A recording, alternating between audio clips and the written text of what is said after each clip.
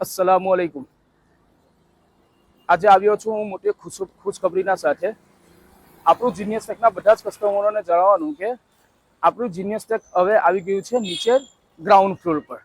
એનું એડ્રેસ છે આ છે બોલનશાહ બાવાની દરગાહ, જેનાથી કોઈ અપરિચિત નથી, બધા જ જાણે છે શાહ બોલનશાહ બાવાની દરગાહ। ત્યાંથી સીધું આવવાનું તો આવશે મહાકાળી સેવસર।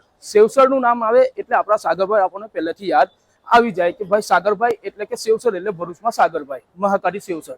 આ એમનું ટેમ્પો આવી ગયેલું છે, એમના તાજા અને ફ્રેશ પાવ આવી ગયેલા છે। કેમેરામેન બતાવો। આ આપણા છે સાગરભાઈના આજે સવારમાં બનેલા પાવ, એકદમ તાજા અને ફ્રેશ। ને આપણું જીનિયસ ટેક છે પેલી નીચે ગ્રાઉન્ડ ફ્લોર પર।